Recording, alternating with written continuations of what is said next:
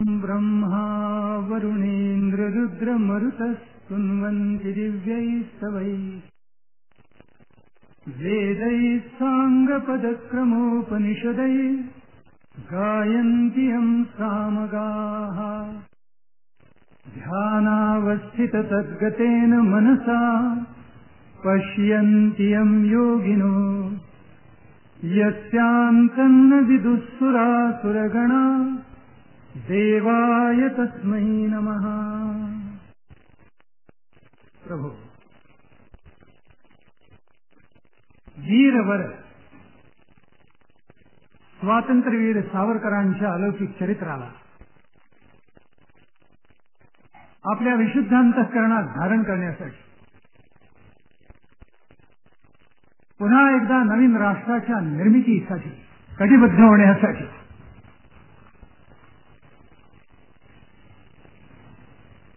या प्रांगणामध्ये उपस्थित असलेले सर्व राष्ट्रप्रेमी,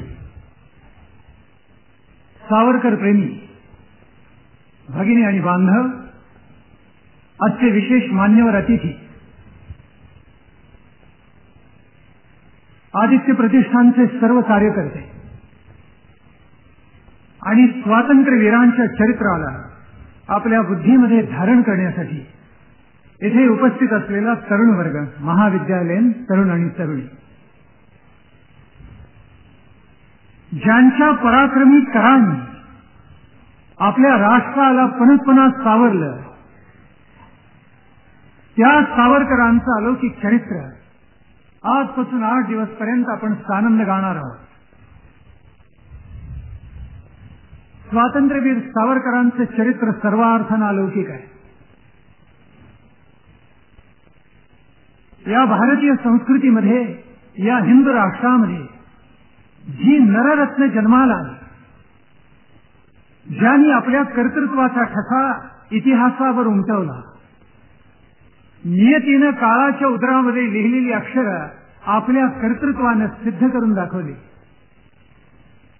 अशी ही अलौकिक नररत्न या भारतीय संस्कृतीमध्ये निर्माण झाली, ज्यांची नावं हाताच्या बोटावर घेता येतील, अशा प्रातस्मरणीय चरित्रामध्ये स्वातंत्र्यवीर सावरकरांचं एक चरित्र आहे. निर्विवादपणे आणि निसंशयपणे स्वातंत्र्यवीरांचं कर्तृत्व हे वैनतेयासारखं आहे. आकाशाला गवसणी घालावी, सागराला पालाण घालावं, असं काही अलौकिक कर्तृत्व सावरकरांनी या आपल्या मातीमध्ये, या संस्कृतीमध्ये करून दाखवलेलं आहे. स्वातंत्र्यवीर सावरकरांचं चरित्र आहे असं मी म्हणते. आयुष्य नव्हे, तुम्हा सर्वांची आयुष्य असतात आणि लोकोत्तर महात्म्यांची चरित्र असतात. जिथे सद्गुणांचा समुच्चय असतो तिथे चरित्र असतं. जिथे जीवनमूल्य असतात तिथे चरित्र असतं. जिथे जीवनमूल्य शिरोधार्य केली जातात तिथे चरित्र असतं. जिथे अंतःकरणामध्ये राष्ट्रभक्तीची धगधगी ज्वाला प्रज्वलित झालेली असते तिथे चरित्र असतं. अवघे सद्गुण आणि अवघी जीवनमूल्य जिथे आचरून दाखवली जातात तिथे चरित्र असतं. अवघ्या समाजाला आपल्या बरोबर न्यावं असा हव्यास जिथे मनामध्ये असतो तिथे चरित्र असतं. आपल्या राष्ट्राबद्दलचा नितांत गौरव, आत्मगौरव आणि स्वाभिमान ज्या हृदयामध्ये, ज्या बुद्धीमध्ये, ज्या चित्तामध्ये, ज्या अहंकारामध्ये, ज्या मनामध्ये असतं तिथे चरित्र असतं. आपल्या राष्ट्रानं उन्नत व्हावं आणि जगाला मार्गदर्शन करावं अशी अत्यंत भव्य दिव्य महत्वाकांक्षा, आणि ती सुद्धा सात्विक, ज्या हृदयामध्ये आणि बुद्धीमध्ये असते तिथे चरित्र असतं. जिथे आपल्या राष्ट्रामधला प्रत्येक नागरिक हा राष्ट्रप्रेमानं उसंबळून यावा आणि नवराष्ट्र त्यांनी निर्माण करावं अशी प्रेरणा प्रत्येक नागरिकाला द्यावी असं हृदगत ज्याच्या चित्तामध्ये असतं तिथे चरित्र असतं. ज्याला असं वाटतं, जो या मार्गाने स्वतःचं कर्तृत्व प्रगट करत असतो तिथे चरित्र असतं. आणि स्वातंत्र्यवीर सावरकरांचं हे असं अलौकिक चरित्र आहे. म्हणून गदी माडगुळकरांनी सावरकरांविषयी लिहिताना म्हटले ते अक्षरशः खरं आहे. चिरंजीव या हुतात्म्याचा विजयी अभिमान चिरंजीव या हुतात्म्याचा विजयी अभिमान, इतिहासा विन कुणी करावा याचा सन्मान. आहा, काय विलक्षण सुंदर लिहून ठेवले. कोणाही प्रज्ञावंताला सुद्धा ज्याचा शब्दात गौरव करता येणार नाही त्याचा गौरव आपल्या गौरवशाली इतिहासाने करावं, असं स्वातंत्र्यवीरांच्या बद्दल गदी माडुळकरांनी लिहून ठेवलेलं आहे. ज्या तिळभांडेश्वराच्या बोळामध्ये नाशिकमध्ये स्वतंत्र भारताचं अलौकिक स्वप्न स्वातंत्र्यवीरांनी पाहिलं, तो बोळ पाहिल्यानंतर कुसुमाग्रजांच्या प्रतिमेला धुमारे फुटले आणि याच अंधाऱ्या बोळामध्ये क्रांतीचा एक लाल नवीन तारा निर्माण झाला म्हणून कुसुमाग्रजांनी लिहून ठेवलेलं आहे. आणि ते सर्वार्थानं खरं आहे. स्वातंत्र्यवीर सावरकरांचं चरित्र बहुआयामी आहे. त्यांच्या जीवनाचे, त्यांच्या चरित्राचे जितके पैलू अभ्यासावेत तितके थोडे आहेत. इतकं ते चरित्र लोकविलक्षण आणि अत्यंत प्रतिभाशाली आणि आपल्याला निरंतर प्रेरणा देणार आहे. वक्ता दशसहस्रेषु असा हा अलौकिक वक्ता होऊन गेला. ज्याच्या वक्तृत्वाची भरळ त्यांच्या अनुयायांनाच नव्हे त्यांच्या शत्रूंना सुद्धा पडली. इतकं सामर्थ्य त्यांच्या वाणीमध्ये होतं. शतेषु जायते शूरः सहस्रेषु च पंडितः वक्ता दशसहस्रेषु दाता भवति वानवा, अशी आपल्याकडे म्हण आहे. संस्कृत भाषेमध्ये सुभाषितकाराने लिहून ठेवलेला आहे. असा हा अलौकिक वक्ता होता की ज्याचं वक्तृत्व ऐकताना हजारो श्रोतृजन, हजारो श्रोते आपल्या सर्वांगाची कर्णेंद्रिय करत असत. असं अलौकिक सामर्थ्य त्यांच्या वाणीमध्ये होतं. हा केवळ वक्ता दशसहस्रेषु होता असं नव्हे, हा क्रांतदर्श तत्वज्ञ होता. राष्ट्राचं स्वतंत्र तत्वज्ञान त्यांनी मांडून दाखवलेलं आहे. हिंदुत्व हेच राष्ट्रीयत्व आणि राष्ट्रीयत्व हेच हिंदुत्व असं अत्यंत निस्संदिग्धपणे सांगणारा हा अलौकिक महात्मा या मातीमध्ये आपल्या संस्कृतीमध्ये होऊन गेलेला आहे. हा महाकवी होता. अंदमानमध्ये ज्याची काया चिंबून निघत होती, पिचून निघत होती, झिजून निघत होती, अशा वेळेला या महात्म्यानं एक महाकाव्य निर्माण करावं, कंठस्थ करावं, हा चमत्कार म्हणावा लागेल. हा रससिद्ध असा महाकवी, अत्यंत प्रौढ, अत्यंत प्रसन्न, अत्यंत गंभीर अशा स्वरूपाचं काव्य निर्माण करणारा हा श्रेष्ठ दर्जाचा महाकवी होऊन गेला. जगन्नाथाच्या रथासारखं भव्य दिव्य स्वप्न सावरकरांच्या शिवाय अन्य क्वचितच कुणी पाहिलं असेल. आपल्या स्वतंत्रतेला, आपल्या मातृभूमीला ज्या माध्यमातून, ज्या काव्यातून त्यांनी दंडवत घातलेला आहे त्याची भाषा इतकी प्रसन्न, इतकी प्रौढ, इतकी सुंदर आहे की ती ऐकल्यानंतर, ती वाचल्यानंतर आपण अक्षरशः रोमांचित होऊन जातो. हा अखंड सावधान राहणारा महापुरुष आहे. हा फार थोर राजनीतिज्ञ आहे.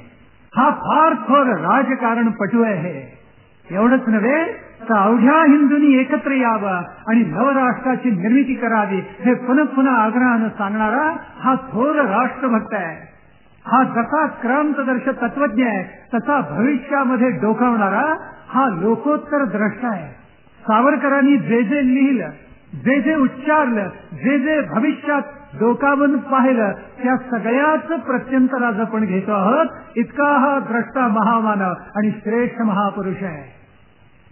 स्वातंत्र्यवीरांनी आपल्या राष्ट्राला जे योगदान दिलं, स्वातंत्र्यवीरांनी आपल्या राष्ट्रासाठी जे कर्तृत्व गाजवलं ते निखळ आहे, लोकविलक्षण आहे. आणि म्हणून कवी म्हणतो ते खरंच आहे की कर्पूरचे जो जाळी आपुले अवघे कर्तृत्व, खरंच आहे. कापरासारखं ज्यांनी स्वतःला जाळून घेतलं आणि केवळ या राष्ट्राच्या आत्मोन्नतीचा ध्यास धरला, मनामध्ये एकच आस धरली, राष्ट्र निर्मितीचा विश्वास धरला, हे स्वतंत्र राष्ट्र निर्माण व्हावं, हे स्वराज्य व्हावं, सुराज्य व्हावं असं ध्यास अखंड ज्यांनी चित्तामध्ये धरला त्या स्वातंत्र्यवीर सावरकरांचं चरित्र अलौकिक आहे. कोणत्याही महापुरुषाचा, लोकोत्तर महात्म्याच्या चरित्राचा अभ्यास करताना प्रत्येकाला एकच भान ठेवावं लागतं. ते भान न ठेवल्यामुळे ज्यांच्या नावामध्ये आचार्य आहे अशी माणसं सुद्धा, विद्यार्थी सुद्धा न शोभेल अशी वक्तव्य करून जातात. म्हणून कोणत्याही लोकोत्तर महात्म्याचं चरित्र अभ्यासत असताना ज्या कालखंडामध्ये त्या महात्म्याने कर्तृत्व गाजवलं त्या कालखंडामधली राजकीय परिस्थिती, सामाजिक परिस्थिती, धार्मिक परिस्थिती, आर्थिक परिस्थिती, वाङ्मय, विज्ञान, कला आणि शिक्षण, संस्कृतीच्या या अष्टांगाचं भान अभ्यासकाला, संशोधकाला नित्य ठेवावं लागतं. स्वतः सावरकरांनी ते नित्य ठेवलेलं आहे. आमच्या देशामध्ये धर्माला टाकून काहीही झालं नाही, पण स्वातंत्र्यवीर सावरकर विज्ञाननिष्ठ होते. आमच्याकडे ज्यांनी ज्यांनी म्हणून भाष्य निर्माण केली, टीका लिहिल्या, त्यांनी अथा तो धर्मजिज्ञासा म्हटलं, अथा तो धर्मजिज्ञासा. सावरकरांनी वेगळंच सांगितलं. ते म्हणाले अथा तो काय इतिहास जिज्ञासा. आपल्या मातीमध्ये जे जे लोकोत्तर महात्मे निर्माण होऊन गेले त्यांना इतिहासाबद्दल विलक्षण प्रेम वाटलेलं. मग ते लोकमान्य टिळक असत, सुभाषचंद्र बोस असत, योगी अरविंद असत, स्वतः स्वातंत्र्यवीर सावरकर असत, रवींद्रनाथ टागोर असत, कोणताही लोकोत्तर महात्मा आपण ध्यानामध्ये घेतलात, आपल्याला असं लक्षात येईल की इतिहासाचा सखोल अभ्यास या सर्व लोकोत्तर महात्म्यांनी केलेला आहे. विवेकानंदांना इतिहासाचं अलौकिक प्रेम होत. त्यांनी जे प्रधान विषय शालेय अभ्यासक्रमात असायचं असं सांगितलेलं आहे, त्याच्यामध्ये अग्रक्रम त्यांनी इतिहासाला दिलेला आहे. इतिहासामधली चरित्र अभ्यासल्याशिवाय कधीही राष्ट्र उन्नत होत नाही, असा लोकविलक्षण सिद्धांत विवेकानंदांनी सुद्धा मांडलेला आहे. आणि तो स्वातंत्र्यवीरांच्या अगोदर मांडलेला आहे. हे ध्यानात घेण्यासारखं आहे. स्वातंत्र्यवीरांना इतिहासाचं अत्यंत प्रेम होतं आणि म्हणून 1857 स्वातंत्र्य समर त्यांनी लिहिलं. या देशामध्ये जे जे गौरवशाली होता, ज्याचा अभिमान आम्हाला वाटेल, आमच्या पूर्वजांनी जे जे लोकोत्तर कार्य केलं, ज्याचा अभिमान आम्हाला वाटेल, असं सर्व त्यांनी अभ्यासलेलं होतं. आणि नुसतं अभ्यासलेलं होतं असं नव्हे, तर त्याचं अतिशय तर्कशुद्ध विश्लेषण स्वातंत्र्यवीर सावरकरांनी करून दाखवलेलं आहे. आणि म्हणून इतिहासाची चिकित्सक मीमांसा स्वातंत्र्यवीरांनी आपल्या अलौकिक बुद्धिवैभवानी केलेली आहे. पूर्व पीठिका या देशाची त्यांनी स्वतंत्र मीमांसा करून मांडलेली आहे. ती आपल्याला जर कळली तर स्वातंत्र्यवीरांचं अलौकिक चरित्र कळेल, अन्यथा स्वातंत्र्यवीरांचं अलौकिक चरित्र आपल्याला कळणार नाही. म्हणून ज्या कालखंडामध्ये या महात्म्यानं लोकोत्तर कामगिरी केली, त्या कालखंडामध्ये आपल्याला जावं लागेल. इतिहासाची काही पानं ओलांडून आपल्याला मागे जावं लागेल. आणि मग स्वातंत्र्यवीर सावरकर कोण होते, स्वातंत्र्यवीरांना प्रेरणा कशी मिळाली, त्यांच्या जीवनाचं लक्ष्य कोणतं होतं, हिंदुत्व हेच राष्ट्रीयत्व असा मंत्र त्यांनी का जागवला, ते आपल्या बरोबर लक्षात आल्याशिवाय राहणार नाही. म्हणून मी प्रारंभीच आपल्याला विनंती करणार आहे, आज पहिला दिवस आहे प्रवचनमालेचा, की आपण सजग व्हा, सावधान व्हा, एकचित्त व्हा. कारण एका लोकोत्तर महात्म्याचं चरित्र आपण गायला बसलेलो आहोत. ते गायचेही तितक्याच तल्लीनतेनं आणि ते आपल्या हृदयामध्ये बुद्धीमध्ये धारण करायचे तितक्याच तल्लीनतेने आणि सद्रूपतेने. म्हणून सावधान व्हा आणि आपण सगळेजण एकचित्त व्हा. स्वातंत्र्यवीर सावरकरांनी आपलं आत्मवृत्त लिहिले. काही माणसं आत्मवृत्त लिहितात आणि मग 1,000 प्रती छापल्या गेल्यानंतर 990 वाटतात. अशा आत्मवृत्ताला कोण स्थान देतं? सावरकरांनी प्रारंभीच 2 शब्द लिहिलेत, लिहू का, मी हे लिहावं का, मी जे जे अनुभवलं, मी ज्या राजकारणामधून गेलो, मी ज्या अंदमानामध्ये गेलो, माझ्या दृष्टिक्षेपामध्ये जे जे थोर राजकारणी नेते आले, मला जे जे अनुभव लागले, आत्मानुभूती आली, ते लिहू का. आणि मग स्वातंत्र्यवीर म्हणतात की काही माणसं स्वतः अट्टहासाने आत्मचरित्र लिहितात, पण ते लिहित असताना पराकोटीचा पक्षपातीपणा करतात आणि काही विस्मृतीची त्यांच्या आठवणी गेलेल्या असतात आणि त्यांच्याही चरित्राला त्यातून न्याय मिळत नाही आणि त्याच्यामधून समाजाचं आणि राष्ट्राचंही हित होत नाही. काही वेळेला कुटुंबाचे इतिहास लिहिले जातात. केवळ भारतामध्ये नव्हे, परदेशामध्ये सुद्धा अशी प्रथा आहे. त्याला त्यांनी चीनचं उदाहरण दिलेलं आहे. पण यामुळे समाजाचं परिवर्तन होत नाही, राष्ट्राची धारणा होत नाही, व्यक्ती आत्मोन्नत होत नाही. मग चरित्र कुणी लिहावं, आत्मवृत्त कुणी लिहावं, ही भूमिका स्वातंत्र्यवीर स्वच्छ करतात आणि सांगतात की ज्यांनी आपलं सगळं जीवन, आपलं सगळं चरित्र राष्ट्रासाठी समर्पित केलेलं आहे, त्या समर्पणामुळे पुढल्या पिढ्यांना ज्याची प्रेरणा मिळणार आहे, ज्या चरित्रामुळे राष्ट्राची धारणा होणार आहे आणि इथला प्रत्येक नागरिक आत्मोन्नत होणार आहे, अशानी आपली चरित्र लिहावे असं स्वातंत्र्यवीर सावरकर आग्रहाने सांगतात. आणि ते म्हणून म्हणतात की मी जे आत्मवृत्त लिहिलं ते आत्मवृत्त कसं आहे, तर ते माझा जो अनुभव आहे सगळा राजकीय नव्हे, त्याच्या अगोदर या देशामध्ये राष्ट्रामध्ये जो ज्वलंत इतिहास घडून गेलेला आहे त्याचा तो परिपाक आहे, त्याची ती पूर्णावस्था आहे. आणि म्हणून स्वतः स्वातंत्र्यवीरांनी आत्मवृत्त लिहून ठेवलेलं आहे. 1857 स्वातंत्र्य समर झालं आणि वर्ष 2 वर्ष प्रचंड झुंज झाली आणि ते विझलं गेलं. एका ब्रिटिश इतिहासकारांनी लिहून ठेवले, आम्ही त्यापासून शहाणपणाचे धडे घेतले, कारण 100 वर्षामध्ये आम्हाला जेवढं रक्त सांडावं लागलं नाही तितकं रक्त आम्ही त्या 2 वर्षात सांडलं ब्रिटिशांचं, म्हणून आम्ही शहाणे झालो असं त्यांनी म्हटलेलं आहे. तेव्हा आता थोडंसं सामोपचाराने घ्यावं आणि इथल्या माणसाचं मन राजी राखावं असं सावधपण ब्रिटिशाला आलं. आणि मग ब्रिटिशांनी असं ठरवलं की हिंदू माणसाच्या व्यक्तिगत जीवनामध्ये फारशी खळबळ करायची नाही. करायचं काय तर आपण त्यांना आपल्या बुद्धीनं, आपल्या अस्त्रानं, आपल्या शस्त्रानं, आपल्या श्रेष्ठतेनं पराभूत करून टाकायचं असा विचार स्वतः प्रत्येक ब्रिटिश अधिकाऱ्याची मनामध्ये धरलेला होता. आणि तो विचार एकदा मनामध्ये धारण करून या भारतीयांना पराभूत कसं करावं असं चिंतन त्यांनी करायला प्रारंभ केलेला होता. आपल्याला आश्चर्य वाटेल, ब्रिटिशांनी पहिले पाय रोवले, इतिहास सांगतो आपल्याला की बंगालमध्ये रोवले, आणि बंगालमध्ये पाय रोवल्यानंतर हिंदूंनाही त्यावेळेला पहिल्यांदा बरं वाटलं आणि मुसलमानांनाही बरं वाटलं. मुसलमानांना थोडं दुःख झालं, हिंदूंना त्यातल्या त्यात अधिक बरं वाटलं. चला, मुसलमानांच्या तडाख्यातून तरी सुटलं. आता बहुधा न्यायाचं आणि चांगलं राज्य इथे प्रस्थापित झालेलं असावं अशी एक वेगळं समजूत बंगालमध्ये प्रारंभी निर्माण झाली. आणि मग बंगाली माणसांना वाटायला लागलं की ईश्वरी वरदानच ब्रिटिश सत्तेच्या रूपाने इथे प्रगट झालेलं आहे. मग दाखवायचे दात वेगळे आणि खायचे दात वेगळे कसे असतात हे ब्रिटिश जसजसे प्रगट करायला लागले त्यावेळी ब्रिटिशांचं सत्य स्वरूप या सगळ्या मंडळींच्या डोळ्यापुढे यायला लागलं. आपल्याला आश्चर्य वाटेल, त्या कालखंडामध्ये ब्रिटिशांनी असा नियम केलेला होता की ब्रिटिशांचा जिल्हाधिकारी जर नगर प्रदक्षिणेला निघाला, खेड्यापाड्यामध्ये गेला, तर त्यावेळेला एक तर तो तैल रथातून जात असे, म्हणजे मोटारीतून जात असे, किंवा पालखीत बसून जात असे. त्यावेळेला सर्व एतद्देशीयांनी गुडघे टेकावे आणि त्या जिल्हाधिकाऱ्याला जो गोरा रंगाने त्याला नमस्कार करावा अशी पद्धत होती. आपल्याला नवल वाटेल की एकदा राजाराम मोहन राय एका खेड्यामध्ये गेलेले असताना त्या ठिकाणी जिल्हाधिकारी नेमका गेला होता पालखीत बसून, आणि राजाराम मोहन राय यांनी वंदन केलं नाही, म्हणून जिल्हाधिकाऱ्यांनी सांगितलं याला पकडा आणि याच्या पाठीवर 50 फटके मारा. राजा राममोहन रायनं ते फटके खावे लागले असते, पण त्यांचं नशीब असलं की त्यांना ओळखणारे कुणीतरी निघाले आणि म्हणून त्यांची शिक्षा रद्द होऊ शकली. ब्रिटिशांचं राज्य हे साक्षात ईश्वरी वरदान आहे असं ज्यांना वाटलं त्याच्यामध्ये अनेक जण होते. आपल्याला आश्चर्य वाटेल, त्याच्यामध्ये बिपिनचंद्र पाल होते. नाव ऐकलं तरी आपल्याला धक्का बसतो.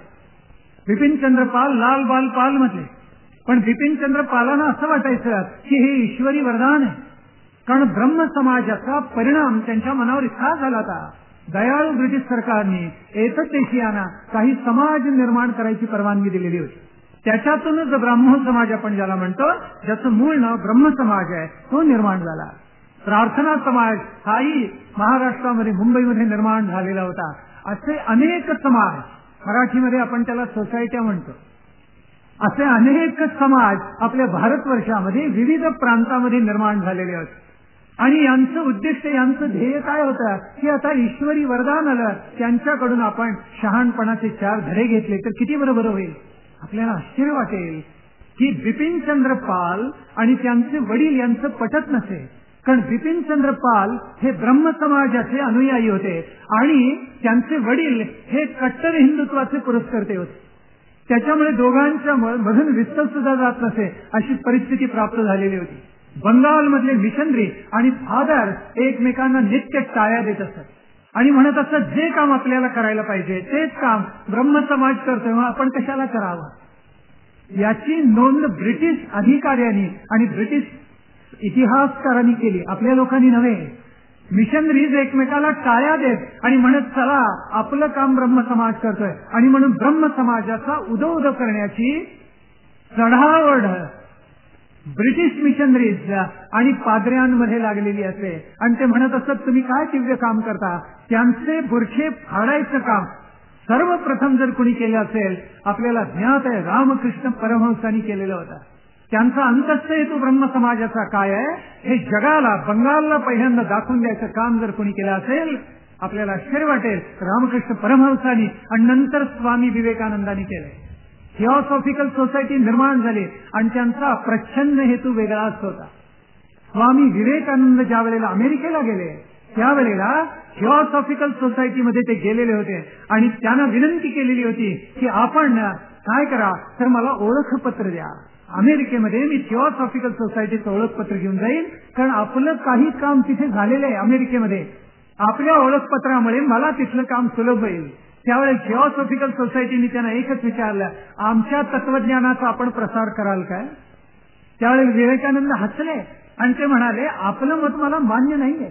मला रामकृष्णांचं अद्वैत वेदांत हे मत मान्य आहे आणि त्याचाच प्रचार मी आयुष्यभर करणार. अद्वैत तत्वज्ञानासारखं श्रेष्ठ तत्वज्ञान जगात दुसरं कुठलं नाही याच्याबद्दल माझी खात्री झालेली आहे. आपण मला ओळखपत्र देणार का. त्यावेळेला आपल्याला आश्चर्य वाटेल थिऑसॉफिकल सोसायटीने त्यांना ओळखपत्र दिलं नाही.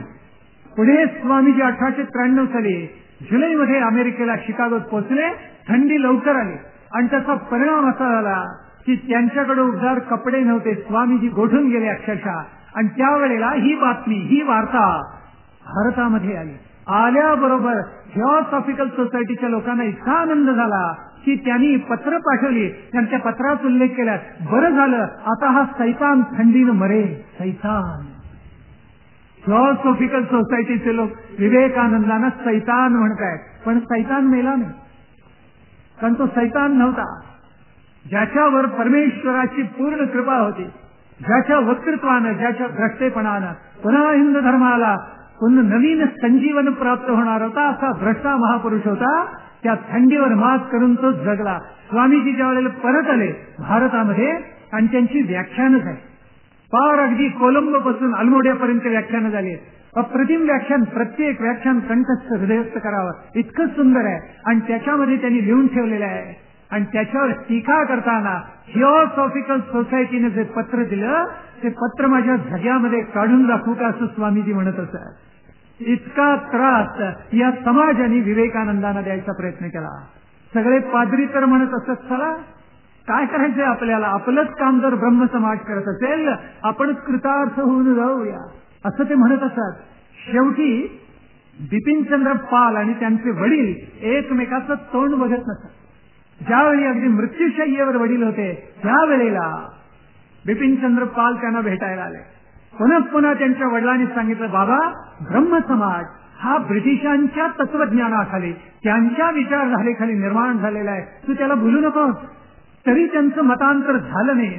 ही माणसं किती तत्वनिष्ठ असतील. आपल्या मुलाच्या हातचं पाणी आणि अन्न सुद्धा बिपिनचंद्रांच्या वडिलांनी घेतलं नाही. पुढे बिपिनचंद्रांनी एक विलक्षण उल्लेख केलाय. ते म्हणतात आता माझे हळूहळू डोळे उघडायला लागलेले आहेत आणि त्यात आपल्या आत्मवृत्तामध्ये आत्मचरित्रामध्ये त्यांनी उल्लेख केलाय आणि ते म्हणतात केशवचंद्र सेन हे ब्रह्म समाजाचे फार थोर नेते यात शंकाच नाही. पण गंमत कशी आहे पहा त्यांनी लिहून ठेवलेलं आहे की केशवचंद्र सेन आणि त्यांच्या अनुयायांनी राजकीय क्षेत्रामध्ये अजिबात ढवळाढवळ केली नाही. राजकीय क्षेत्राबाबत त्यांचं एकच मत होतं. कोणतं. ब्रिटिश साम्राज्य इथे प्रस्थापित झालं हे आम्हाला मिळालेलं ईश्वरी वरदान आहे.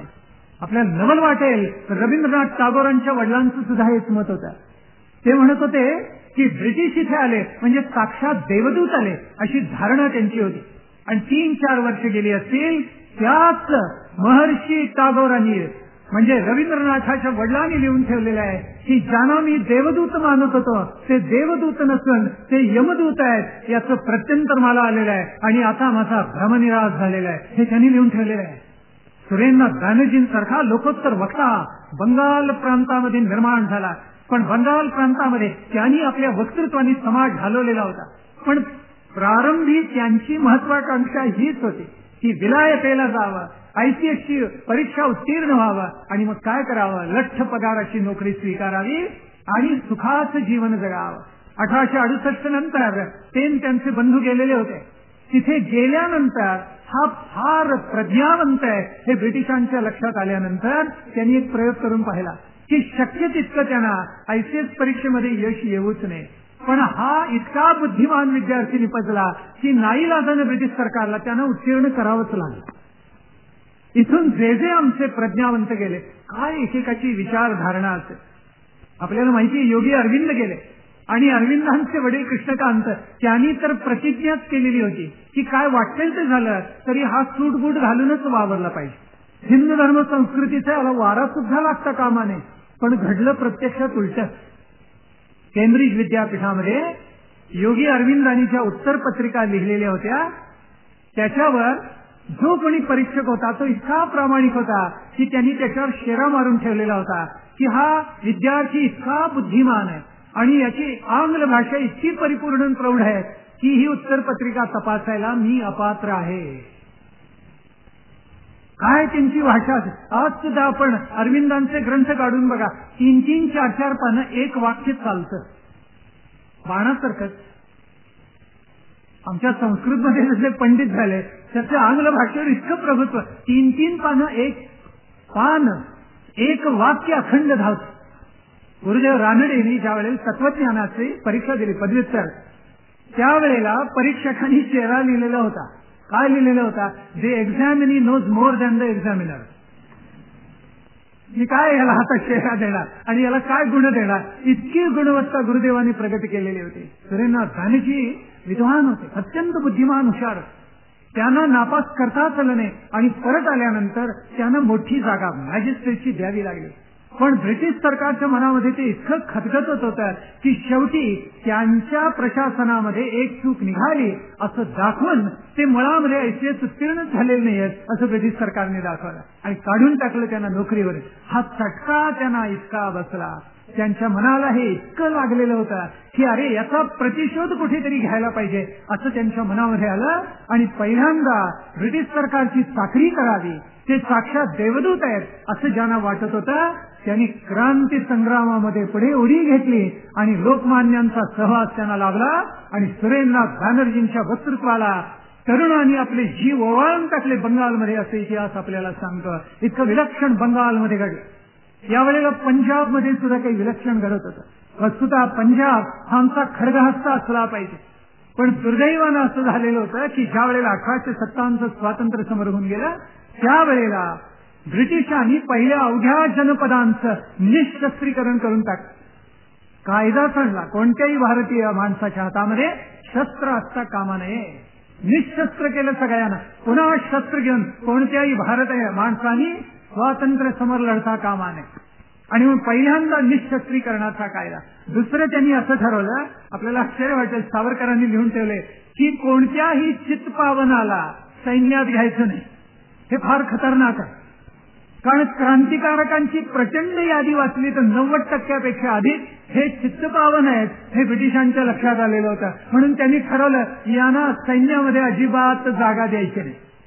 तिसरं त्यांनी असं ठरवलं, आमच्याशी एकनिष्ठ कोण राहिले? मुसलमान राहिले. आपल्याला नवल वाटेल, पंजाबी शीख राहिलेले सगळे आपल्याच लोकांविरुद्ध लढले. 1857च्या स्वातंत्र्य समरामध्ये सावरकरांनी नोंद केलेली आहे की ज्या वेळेला हळूहळू पूर्वेकडे उठाव व्हायला लागला होता, दिल्ली, आग्रा, कानपूर या बाजूला उठाव झाला, ब्रह्मावर्ताला उठाव झाला, झाशीची राणी लढली, सरखारीला उठाव झाला, बाणपूरचा मर्दन सिंग ज्या वेळेला लढला त्यावेळेला नानासाहेब पेशवे, रावसाहेब पेशवे, तात्या टोपे लढले, त्यावेळेला आमच्या शहाण्या शीख बांधवांनी उठाव केला असता तर हा देश स्वतंत्र झाला असता अशी नोंद स्वातंत्र्यवीरांनी केली. पण दुर्दैवानं ते घडू शकलं नाही. आमचं दुर्दैव आहे ते खरोखर. म्हणून पंजाबी लोकांना, शीख लोकांना, गुरख्यांना, पठाणांना, तुर्कांना, मुसलमानांना आपल्या सैन्यामध्ये जास्तीत जास्त जागा ब्रिटिशांनी दिल्या, कारण सगळे त्यांच्याशी एकनिष्ठ राहिलेले होते. पुढे ब्रिटिशांनी असं ठरवलं की मराठे तलवारीला फार तिखट आहेत, तेव्हा त्यांनाही जितकं वगळता येईल तितकं वगळावं आणि त्यांच्या हातामध्ये शस्त्र कधी देऊ नये. ब्रिटिशांच्या मध्ये 2 तट पडलेले होते. एकाला वाटत होतं छोटेशाहीनं, दंडुकशाहीनं सगळा भारत जिंकता येईल, पण त्यातला दुसरा विचार करणारा वर्ग होता ते असं नेहमी म्हणत असत, अरे खडगानं राष्ट्र जिंकता येते, पण ते खडगाच्या धारेवर पेलता येत नाही. आणि म्हणून केवळ सोटेशाहीनं दंडुकशाहीनं भारतावर आपल्याला राज्य करता येणार नाही असं सांगणारे काही शहाणे लोक त्याच्यामध्ये होते. आणि त्यांच्या समन्वयातून या सगळ्या माणसांनी आपल्या प्रशासनाची चौकट ठरवून घेतलेली होती आणि त्याप्रमाणेच ब्रिटिशांचं वर्तन होत असतं. आपल्याला नवल वाटेल की खरोखर ज्यावेळेला वडगावची लढाई झाली आणि मराठ्यांनी तलवार अशी गाजवली, त्यावेळेला ब्रिटिशांना असं वाटलं की यापुढे उघड्या मैदानात यांच्यावर शक्यतो झुंजायचं नाही. आमची माणसं राष्ट्रनिष्ठ होती, नव्हती अशी फितूरफंद सुद्धा होते, पण राष्ट्रनिष्ठ होती. बापू गोखले शेवटचे सेनापती, त्यांचं मतपरिवर्तन करावं म्हणून ब्रिटिशांनी आपला एक प्रतिनिधी पाठवला. त्याचं नाव आश्चर्य वाटेल, लिंगो भगवान. भगवान, राष्ट्रद्रोही भगवान. आणि तो बापू गोखलेंचं मतपरिवर्तन करायला आला. आणि त्यांनी बापू गोखलेंना एकच विचारलं, आपली किंमत सांगा. प्रत्येक माणसाला किंमत असते, आपली किंमत सांगा. त्यावेळेला बापू गोखलेंनी जे उत्तर दिले इतकं रोमांचकारी आहे. ते सांगतात, स्वामीद्रोह म्हणजे राष्ट्रद्रोह. माझ्या स्वामीशी, माझ्या राष्ट्राशी मी कधीही द्रोह करणार नाही. रणांगणामध्ये लढताना मला मृत्यू आला तरी चालेल, स्वर्गपदात माझं स्थान अढळ ठेवलेलं आहे, पण मी स्वामीद्रोह करणार नाही, राष्ट्राशी द्रोह करणार नाही. आणि तुमच्या ब्रिटिशांनी काय त्रिभुवनातली दौलत माझ्या समोर तुम्ही आणून ओतलीत तरी मी कदापि तुम्हाला वश होणार नाही. सारस्वतकार विलभावेने लिहून ठेवलेला आहे. हे उद्गार बापू गोखलेंचे घ्यावे, तस्वीर तयार करावी आणि देवघरात ठेवून त्याचं नित्य पूजन करावं. नव भारतवर्ष निर्माण झाल्याशिवाय राहणार नाही. इतकं अलौकिक सामर्थ्य त्या शब्दामध्ये. अशी आमची राष्ट्रनिष्ठ माणसंही होती, पण खंड फितुरी करणारी माणसं सुद्धा होते. बंगालमध्ये ज्या वेळेला असा एक प्रकारचा नैराश्यवाद प्रस्थापित झालेला होता, त्यावेळेला सगळे आमचे शीख बांधव म्हणत होते, बास हे ईश्वरी वरदान आलं. तेव्हा ब्रिटिशांची सत्ता दृढमूल करायला आमच्याच बांधवांनी हात लावला. हे फार मोठं दुर्दैव आहे. पण सगळीच माणसं अशी होती असं नाही, काही चांगली होती त्या प्रांतामध्ये निर्माण झालेले. आणि तिथल्या एका लोकोत्तर महात्म्यानं पंजाबाला जाग करायचा प्रयत्न केला. एकच होते असं नाही, अनंत लोकोत्तर महात्मे निर्माण झाले. पण पहिल्यांदा आपल्या राष्ट्राला मा भीही सांगणारे स्वामी दयानंद सरस्वती निर्माण झाले. आणि पंजाबी शीख बांधवांची, तरुणांची अलौकिक संघटना बांधायचा त्यांनी प्रयत्न केला.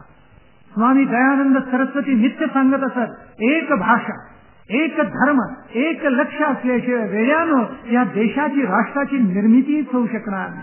आपला धर्म एक हवा, आपली भाषा एक हवी, आपलं उद्दिष्ट, आपलं व्यापक ध्येय एक हवा. पुन्हा पुन्हा सांगितलेलं आहे. अनंत अनुयायी दयानंद सरस्वतींना येऊन आले आणि दानापूरला त्यांचा एकदा मुक्काम होता. आणि मुक्काम असताना मध्यरात्री हे ताडकन उठून बसले. अस्वस्थपणे त्या दालनामध्ये येरझाऱ्या घालायला लागले. माणसं चकितून बघायला लागली. कोणाला तरी जाग आली. भराभरात सगळेजण जागे झाले आणि म्हणतात, स्वामीजी काय झालं, आपण असे अस्वस्थ का झाला, कशासाठी आपण येरझाऱ्या घालत आहात. त्यावेळेला घगळा पाणी निघालं दयानंद सरस्वतींच्या नेत्रात. इतकं कठोर नेतृत्व असलेला हा महात्मा. आणि तो म्हणाला, या देशामध्ये काय चालले ते पाहवत नाहीये.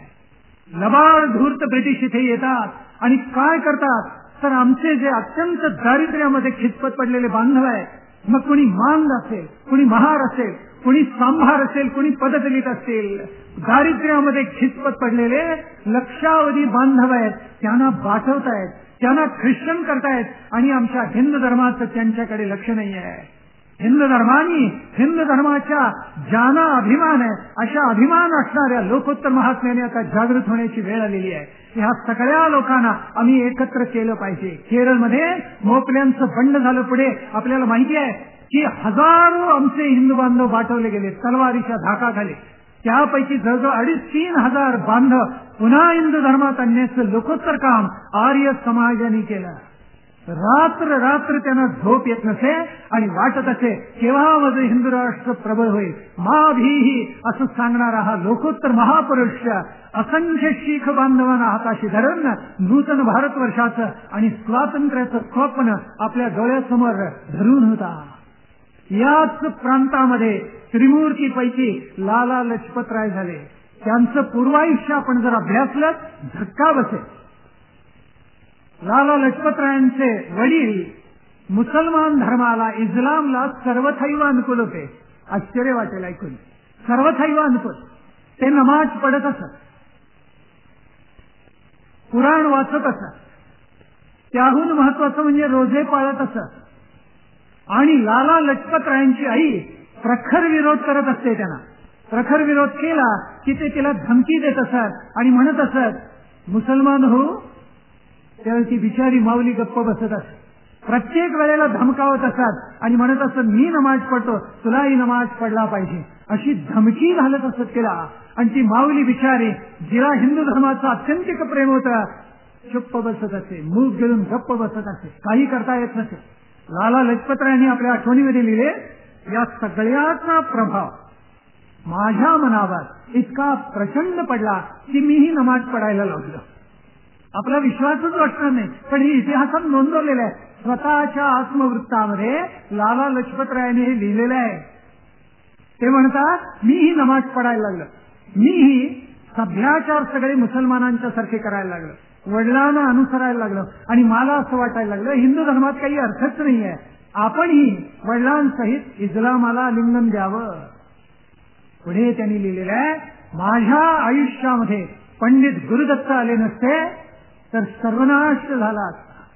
माझ्या आयुष्यामध्ये पंडित गुरुदत्त आले आणि लाला लजपतरायांचं आयुष्य चरित्रामध्ये पालटलं. पहिल्यांदा मला कळलं की हिंदू धर्म किती थोर आहे. एतद् देश प्रसूतस्य सकाशादग्रजन्मनः स्वं स्वं चरित्रम शिक्षेरं पृथिव्यां सर्व मानवाः. हे म्हणणारा हिंदू धर्म किती मोठा आहे हे माझ्या लक्षात यायला लागलं. अयम निजः परो वेत्ती गणना लघुचेतसाम उदार चरितानां तु वसुधैव कुटुंबकम. असं म्हणणारा माझा धर्म किती लोकोत्तर आहे माझ्या लक्षात यायला लागलं. वसुधैव कुटुंबकम, केवढं भव्य दिव्य स्वप्न आहे सांगा. ही सगळी वसुंधरा, अनंत ही विश्व म्हणजे एक कुटुंब आहे. इतकं भव्य दिव्य स्वप्न कोण पाहतो का मला सांगा. हे आमच्या पूर्वसुरींनी पाहिलं आणि पंडित गुरुदत्तांकडून लाला लजपतरायांना शिकायला मिळालं. मग वसुंधरा कुटुंब असेल तर त्याचा दिवाणखाना कदाचित अमेरिका असेल, त्याचं दुकान कदाचित इंग्लंड असेल, पण त्याचं देवघर भारतवर्ष आहे हे कधीही विसरू नका. इतकं विलक्षण सामर्थ्य आहे भारतवर्षामध्ये.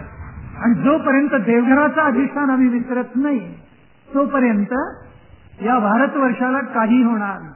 साम्यवादी म्हणाले की धर्म म्हणजे अफूची गोळी, पण त्यांच्या डोळ्यासमोर जो धर्म होता तो फार वेगळा होता, हिंदू धर्मासारखा नव्हता. पंडित नेहमी गल्लत करतात. आमच्या इतिहासकारांनी आणि इतिहासाचं विश्लेषण करणाऱ्या लोकांनी प्रचंड गल्लत केली. साम्यवादींनी ज्या धर्मावर टीका केली त्यांच्यासमोर ख्रिश्चन धर्म होता, हिंदू धर्म नव्हता. हे आम्ही कधी लक्षातच घेतलं नाही आणि धर्म या नावाने इतकी गल्लत करून टाकले. आमच्या धर्माचं स्वरूप इतकं व्यापक आहे की त्याच्यामध्ये ऐहिक आणि पारलौकिक क्षितिज सगळी एकत्र सामावलेली. सर्वेपि सुखिनः सन्तु सर्वे सन्तु निरामयाः सर्वे भद्राणि पश्यन्तु मा कश्चित् दुःखमाप्नुयात्. अशी प्रार्थना अन्य कोणत्या धर्मात आहे मला शोधून दाखवा, अशी कुठेही सापडणार नाही. इतकं भव्य दिव्य स्वप्न आमच्या पूर्वजांनी पाहिलं आणि लाला लजपतराय तृप्त होऊन गेले.